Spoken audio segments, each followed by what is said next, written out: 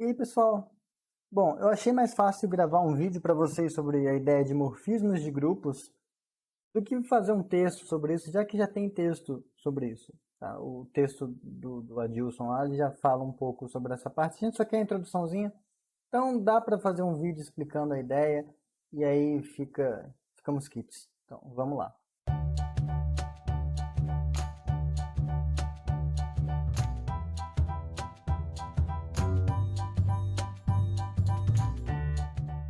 Se for para começar com a definição crua da coisa, dados os grupos G e H, tá? Aqui até convém destacar qual é a operação, né? O grupo com a operação asterisco e H com a operação estrelinha, tá? Dizemos que uma função f de G em H é um... E agora a gente vai entrar em conflito com os textos antigos que a gente ainda usa. Morfismo de grupos, já explico isso. Se acontecer uma coisa, quando você pegar dois carinhas x e um certo x', que moram no G, e operar um com o outro dentro da operação do G. Daí, aplicar f é o resultado disso, a operação que está do lado de dentro, de certa forma, ela sai. E aí, sai aqui. Veja só, isso está acontecendo em G, que é onde reina a operação asterisco, e enquanto esse aqui ocorre em H, que é onde reina a operação estrela. De fato, nota que f de alguma coisa que está em G, eu pego uma coisinha aqui, isso mora em H. Isso vem para cá, vem para f de x. Então, o morfismo de grupos é meramente uma função entre dois grupos que respeita as operações. E acreditem ou não, esse tipo de coisa é abundante, tá? Esse tipo de correspondência. Então, vamos começar com exemplos.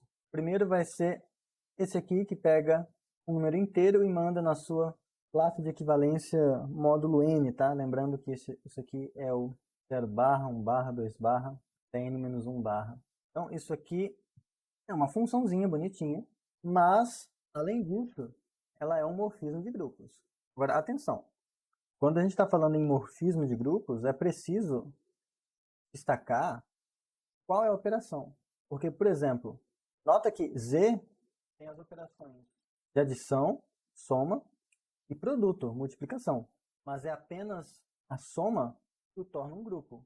Já que, né, como vocês devem se lembrar, para ser um grupo, todo elemento do grupo tem que ter um inverso, um oposto com respeito à operação.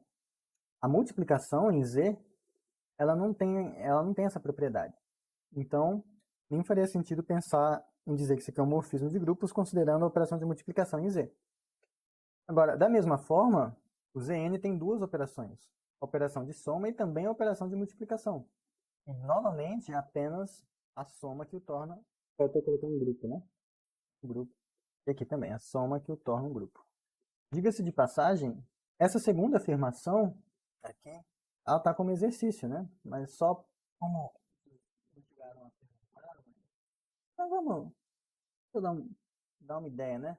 A gente já viu, quando estava estudando relações de equivalência, que quando a gente faz essa operação aqui, que pega um A barra e um B barra, e manda no A mais B barra, isso aqui está bem definido. Ou seja, não importa se, por exemplo, pensar em n igual a 3. Não importa se a gente pega o 5 barra e faz o 5 barra com o 7 barra, 5 com 7 dá 10 mais 2, 13, que é igual a 1 barra. Mas aqui eu poderia ter... O 5 barra, ele é equivalente ao 2 barra. Isso, equivalente ao 2 barra. O 7... Pera, o que eu fiz? Ô, gente, aqui é... Tô com 13 na cabeça. É 12, né? 5, 5, 10. Faltam mais 2, 12. E 12 barra, 12 é múltiplo de 3. Deu 0, desculpa. Mas aí voltando. Aqui, ó, se a gente faz... O 5 barra a gente pode dar como sendo 2 barra. Não tem problema. E o 2 barra...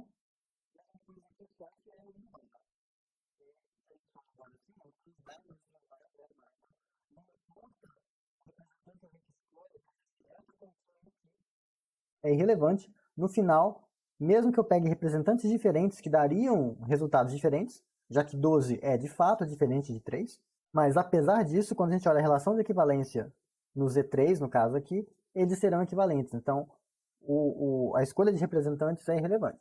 Voltando, vimos então que a soma é bem definida e vimos que o produto é bem definido. Daí o exercício em questão, que eu mencionei, pede para mostrar que quando você pega o Zn, ele é um grupo com a soma. Aqui, vai ser um grupo abeliano, na verdade. Como essa operação já está bem definida, a gente consegue tirar essas conclusões usando o fato de que a soma em Z torna Z um grupo. Quer ver? Ó? Associatividade. A gente tem que pegar uma barra e somar com a soma de duas classes. Então, A barra mais B barra mais C barra. Isso aqui é, por definição, ainda repete o A barra. Aqui a gente aplica a definição nesse pedaço. Fica B mais C barra. Ok? Agora aqui, a gente aplica a definição da soma de novo, pega esses representantes e somam, só que deixa eles dentro da mesma barra. Veja, aqui agora, nessa próxima igualdade que a gente vai escrever, que eu vou escrever, a gente vai usar a associatividade da soma em Z. Porque, ok, quando eu coloco a barra, eu indico que isso tudo está acontecendo em Zn. Só que a conta que a gente faz embaixo da barra, ela acontece em Z. E embaixo da barra a gente pode fazer isso. A mais B mais C. E agora sim, se a gente for abrindo tudo de novo, vai ficar A mais B barra mais C barra. E isso finalmente é o A barra mais B barra mais C barra. Então, mostrou-se assim a associatividade. Da mesma forma, mostra-se que o zero é o neutro, o zero barra é o neutro, é o elemento neutro da soma. E quando a gente pega um certo A barra e soma ele com a classe do menos A, isso vai ter que dar o zero barra. E como essa operação é comutativa, já que a operação de soma em Z é comutativa, mesmo tipo de raciocínio aqui, isso já mostra que esse menos A é de fato o elemento, é o inverso do A barra, tá? E só para aproveitar o ensejo, nota que, curiosidade, né? Por exemplo, em Zn, porque é uma coisa que a gente pode confundir, né? A gente tem o Z3 igual a 0 barra, 1 barra, 2 barra. E aí no argumento que eu fiz aqui, estou dizendo que o menos A barra é o inverso do A barra. E aí você pode se perguntar, caramba, mas aqui, não, por exemplo, se eu quiser o inverso do 2 barra, aqui não tem nenhum menos 2 barra aparecendo. Né? Aqui só tem o 0 barra, 1 barra, 2 barra. Então, quem é menos 2 barra aqui? Né? O truque é você pensar que esse menos 2 é a coisa que quando você soma com o 2 vai te dar a classe do zero. Mas essa classe do zero você pode escrever ela como sendo 3. E aí agora fica um pouco mais fácil de você perceber qual vai ser esse cara aqui. Porque aqui vai ser o 3 barra mais menos 2 barra vai ser o 1 barra. Porque de fato, quando você faz o 2 mais 1, isso dá 3. E 3 é 0 aqui, 3 barra. O oposto simétrico, como você preferir, de R barra, onde aqui 0 é menor ou igual que R e isso aqui é menor que N, vai ser simplesmente o N menos R barra. Pois, quando você faz R mais N menos R, isso te dá vai te dar N. Aí, de modo geral, é assim que você encontra o simétrico. Por que eu estou falando disso tudo? Porque, bom, como está como exercício, eu não sei se vocês vão fazer, é importante mencionar isso.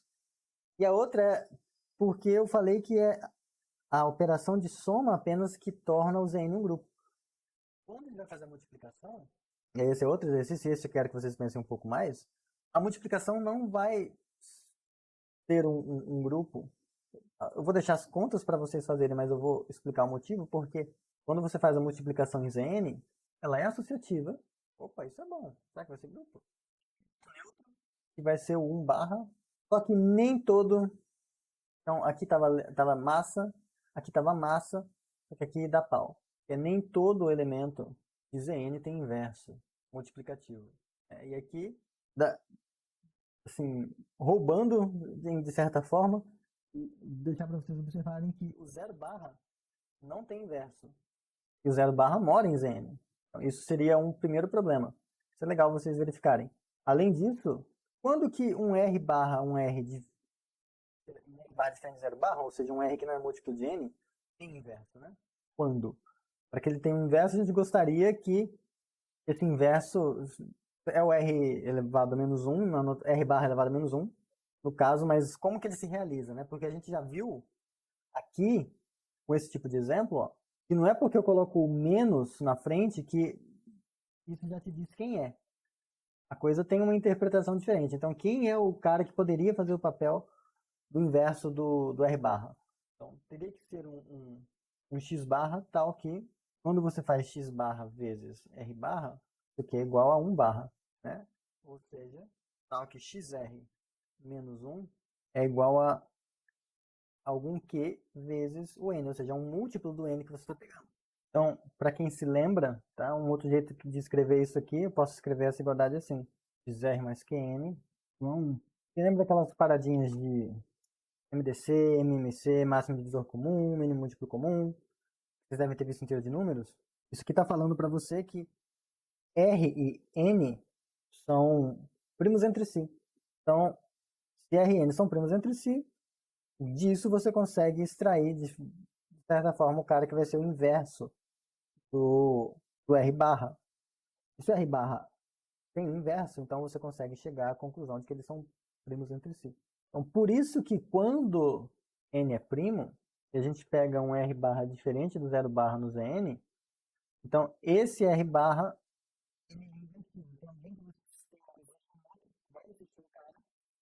vai existir um X barra na classe, tal, quando você fizer R barra vezes X barra, vai dar 1 barra, porque esse R é obrigatoriamente primo com o N, já que o N é primo, tá? Então, a multiplicação, em geral, não torna o Zn grupo. Beleza. Feito todo esse desvio, agora a gente volta para essa função π, que sai de z em zn. Esse π, pessoal, é porque o pessoal gosta de usar para indicar que isso aqui, de certa forma, é uma projeção.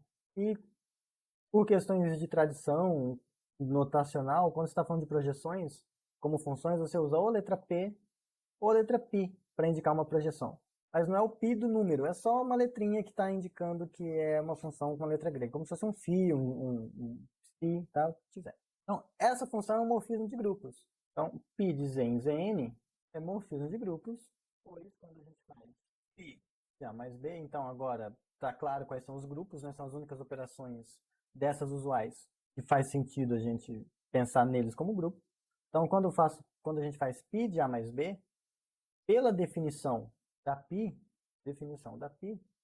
isso aqui é a classe do A mais B. Porque a π faz isso. Ela pega um Azinho e manda numa barra. Então, se você começa com um A mais B, ela vai mandar na barra do A mais B. Agora, isso pela definição da soma, isso é o A barra mais B barra.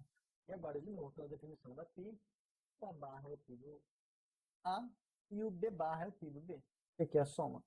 Só tomem cuidado que isso aqui está acontecendo em Z, isso aqui está acontecendo em Zn. Tá? Apesar de usarmos o mesmo símbolo da soma, estou usando o mesmo símbolo aqui, se a gente fosse ser pedante, podia colocar assim, soma em Z, e aqui é soma em Zn. Não estaria errado, só fica a notação mais carregada e incômoda. Mas, clareza não é problema. Tem mais exemplo, não vou ficar só nesse exemplo não. Esse aqui é legal. Pegue a função que toma um número real x e manda em e elevado a x. Okay? Então, essa função você já conhece do cálculo. A potência, a exponenciação, nesse caso, está bem definida para todo número real. E, de fato, quando você faz a exponencial, isso te dá um número maior que zero. Né? O gráfico, quem não se lembra, o gráfico da exponencial é aquela coisa que está vindo aqui, vai devagarzinho. Chegou aqui em zero, em x igual a zero, exponencial e elevado a zero é 1, então aqui é 1. E aí começa a crescer, e vai crescendo, e aí curvas exponenciais já são nossas companheiras diárias, né, em tempos de pandemia. A gente já está acostumado a ver curvas exponenciais por aí. Então, isso aqui, acreditem em você ou não, vocês, acreditem em vocês ou não, é um morfismo de grupos. É um morfismo de grupos muito importante, diga de passagem. Em que sentido, né? Porque, de novo, R tem duas operações, soma e multiplicação, e a princípio o zero, esse intervalo aqui, também tem operações a princípio, né? Que são operações, são, mas a gente está pensando de novo no contexto de grupos. Então, ó, aqui, e aí a gente pode até, é um outro jeito que vocês podem encontrar esse tipo de coisa escrita, por aí. Aqui, a ideia é que a operação que vai ser considerada nos reais é a operação de soma, adição. Então, vai ser isso aqui. E nesse cara, a operação que vai estar sendo levada em consideração é a multiplicação que vai tornar ele um grupo. Então, ó, que os reais são um grupo com a soma é tranquilo. É quase que axioma nosso já. Que não precisa pro exemplo em si, mas é bom observar que com a multiplicação os reais não são um grupo. De novo, porque o zero não tem inverso. Se você tirar o zero, aí passa a se tornar um grupo, passa, mas não vem ao caso agora. Então, que esse cara aqui é um grupo, ok. Agora aqui com a multiplicação, olha que legal. Se você pega dois números que estão nesse intervalo, você pega um alfa e um beta que estão nesse intervalo, estar nesse intervalo é ser maior do que zero e menor que mais infinito. Então, é você pegar dois números positivos. Se você pega dois números positivos e multiplica, o produto ainda é positivo. Então, se você pega duas coisas e multiplica, duas coisas aqui e multiplica, elas caem aqui dentro. Então, a multiplicação é de fato uma operação aqui. Agora, se você pega três caras e brinca com a multiplicação deles, a ordem de quem multiplica primeiro o quê, vai dar na mesma porque a multiplicação aqui é associativa, porque ela já é associativa nos reais. Então, ótimo, é associativo. Tem elemento neutro porque o 1 é maior que 0. E o 1 mora aqui. Então o elemento neutro da multiplicação está aqui dentro bonitinho. Show. E finalmente, se você pega um número positivo e olha o inverso multiplicativo dele, esse inverso multiplicativo dele também é positivo. Então, de fato, essa coisa é um grupo. Vai ser um grupo bilhão. Agora, isso aqui é um morfismo de grupos? Vamos ver. Deixa eu apagar esse negócio aqui. De fato, observa que se você faz a exponencial de x mais y, isso é o quê? O exponencial do que está aqui dentro, x mais y. Só que pelas propriedades de potenciação, a gente sabe que isso é ex vezes ey. E olha só que legal. Qual é a operação que está sendo considerada aqui na imagem? É a multiplicação. E aqui, a gente ficou com isso aqui, ó, exponencial de x vezes exponencial de y. Então, essa exponencial, ela pega a soma e transforma essa soma em produto, de certa forma. Então, ela está respeitando a operação de soma com a operação de multiplicação. E não é só isso, tá? Porque aqui a gente já sabe que existe o logaritmo, o ln, que faz o contrário. Ele pega um cara aqui, que é da forma elevada a x, e vai mandar num x, que vai ser inverso e também vai ser um morfismo de grupos. Vou deixar vocês perceberem, notarem isso. E aí, consequentemente disso, a gente tem a noção de isomorfismo de grupos. Então, que é o cenário que a gente teve ali. Dois grupos G, eu vou colocar aqui de novo. Asterisco e a estrela. Eles são isomorfos se existem morfismos, F de G em H e Gzinho de H em G. Morfismos de grupos, tá? Parece que quando a gente faz F bola G, isso aqui dá a identidade quem? De H, dá a função de identidade de H. E quando você faz o G bola F, isso dá a identidade de G, tá? Porque o que está acontecendo, né? A gente tem GH, do G para o H vem a F, do H para o Gzão vem a Gzinha. Quando a gente faz essa composição é o que a gente xinga de G bola F. Então ela está saindo de G e indo para G. Se eu quero que ela seja função identidade de alguém, ela é a função identidade do G. Então na prática isso aqui está falando que quando você pegar um Gzinho, quando você pegar um Xzinho, esse Xzinho vai num F de Xzinho, e aí quando você mandar esse F de Xzinho na G de um F, na G do F do Xzinho, você vai dar o próprio Xzinho. Então isso é o que significa dizer que G bola F é a identidade de G. A outra é análoga. Então, você sair do H e ir para o G e depois voltar para o H. Primeiro você vai pela G, depois você vai pela F. A composta disso é F bola G. E aí você exigir que isso seja identidade em H é você dizer que se você pega um Hzinho e manda na G de Hzinho, depois pegar isso e aplicar F, o resultado disso é o Hzinho que você começou. Então vejam que no fundo R com a soma e 0 até mais infinito com o produto são grupos isomorfos, já que A exponencial te dá um morfismo de grupos que vai ter uma inversa, que é o logaritmo de base e, que também vai ser um morfismo de grupos, tá? Que é a inversa. Em geral, se você tiver f de GH um morfismo bijetor, então GH são isomorfos. Porque a inversa da f que vai existir, já que é bijetora, também vai ter um morfismo de grupos. Em particular, eu não denotei aqui, nesse caso, notação, né? Ou terminologia. F e G são chamados de isomorfismos. Então, um isomorfismo é a testemunha da isomorfia. Eita, eu fiquei aqui na frente. Calma. Isomorfismo. Isomorfismo é a função que é testemunha de que as duas coisas são isomorfas, tá? E aí, assim, só uma coisa meio visual. Nota que, de fato, se você pensa na reta com a soma, é como se você tivesse com uma retinha aqui, e meio quando você está olhando o intervalo com o produto, é como se você estivesse só deformando de alguma forma a reta. Então, há alguma semelhança, de fato, entre os dois. Mas há outros exemplos bem mais legais, que eu acho que vão chocar vocês bem mais. Então, outro exemplo, se a gente pega, deixa eu ver como eu chamo isso, o N, em U, onde U é o conjunto dos números complexos, cuja norma é 1. Já viu eles na aula de quarta. O que essa ρ n vai fazer? Eu vou chamar só de ρ. Mas ela vai depender de um n fixado. Então, essa ρ vai pegar um número inteiro e vai mandar em e elevado a 2πi sobre n vezes k. Okay? Deixa eu voltar minha fotinha aqui para o outro canto. Na aula de quarta, e são exercícios da lista, dava para observar que isso aqui é grupo para multiplicação. Agora, de novo, isso aqui é morfismo de grupos. Então, não há problema nenhum nisso, acredito eu. Porque quando você faz ρ de k mais L, isso aqui vai ser e elevado a 2πi de k mais L, isso aqui sobre n. E essa coisa agora vai ser e 2πi k sobre n vezes e elevado a 2πi L sobre n.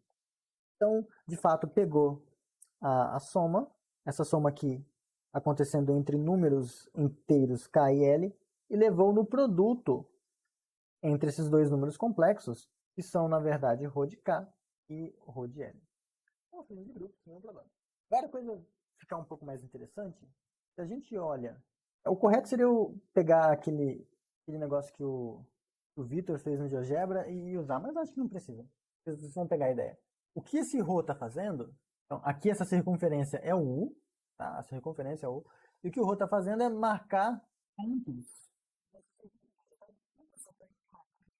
Ele marca esse ponto, marca mais ou menos esse ponto aqui, marca esse, vai ter esse ponto aqui.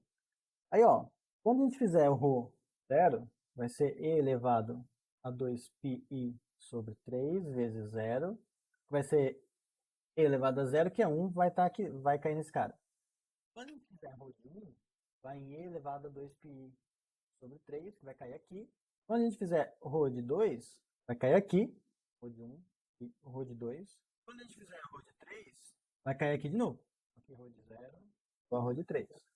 Se por outro lado eu fizer ρ de menos 1, vai cair aqui. ρ de menos 2 vai cair aqui. E se a gente for seguindo o indo para trás ou indo para frente, as imagens vão cair nesses três pontos aqui. Agora, observem o seguinte. ρ de 0, ρ de 3. Acredito que não seja difícil vocês se convencerem de que ρ de 6 vai cair aqui. Porque, ó, 0, 1, 2, 3, 4, 5, 6, caiu de novo. 7, 8, 9, ρ de 9. E assim vai, todos os múltiplos de 3, inclusive se pegar negativos, menos 3, menos 6, menos 9, eles vão cair aqui. Invariavelmente eles vão cair aqui. Se agora você faz, aqui o ρ de 1 deu aqui, o ρ de 4 vai cair aqui também, ó. Porque é 1, 2, 3, 4. ρ de 4. De novo, 5, 6, 7. Então todos os caras de resto 7, todos os caras de resto 1 estão caindo aqui.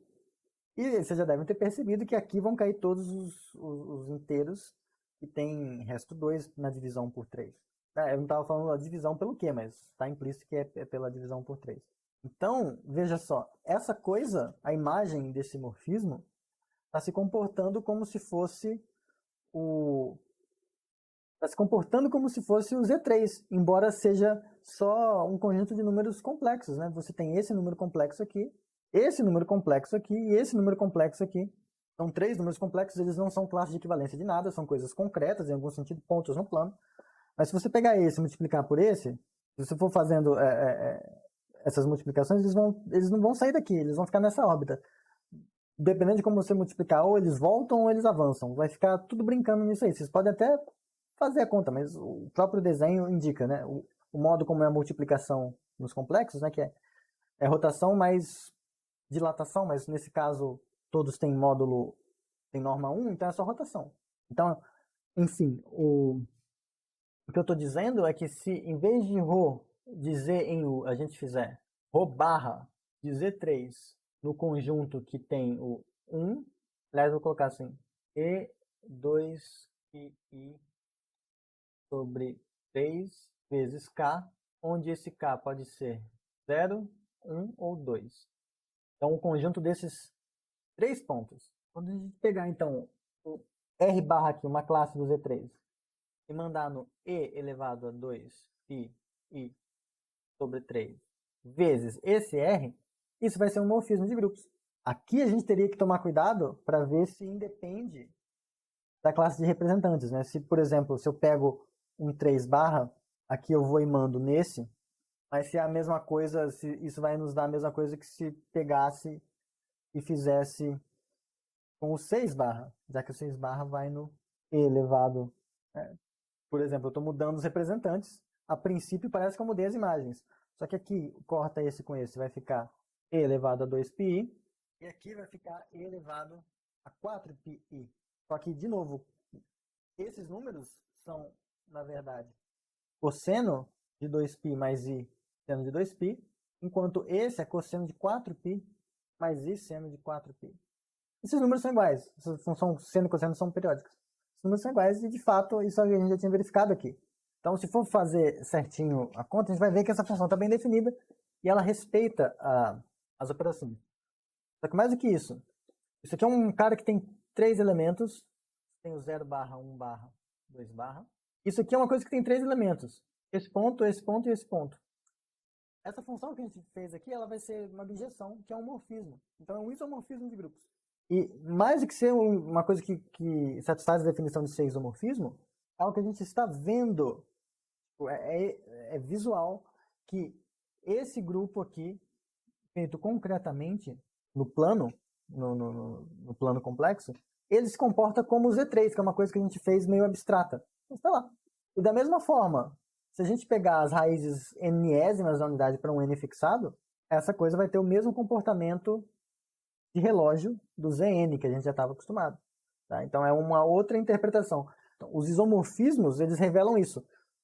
Grupos que a princípio são diferentes, só que para o que interessa são iguais. Tá? E o isomorfismo é o que mede isso. É ele que fala, olha, não, tudo bem, aqui nesse universo você está chamando isso de A barra, B barra, V barra, mas se você chamar como sendo pontos no plano complexo distribuídos assim assado, o comportamento vai ser o mesmo. O que você faz em Zn, você faz aqui com essas raízes da unidade. Tá? Então, isomorfismos medem esse tipo de coisa. Tem outras interpretações, tem tábuas de operações que você pode fazer para ver que se os grupos são isomorfos, então as tábuas vão ser as mesmas, mas isso eu posso fazer ao vivo em alguma aula. Tá? Acho que já está legal, só para complementar a leitura do texto do Adilson. Bom, então, vimos morfismos e vimos a ideia de isomorfismo de grupos. Agora a gente só vai mexer um pouquinho mais com isso para pegar um traquejo, tá? Na próxima aula síncrona, e a gente já entra em polinômios, tá? Que é a última parte, é o último conteúdo dessa segunda parte. Tá legal? Então, pessoal, espero que tenham um bom final de semana e agora eu tenho que me virar para editar isso aqui. Tchau, tchau.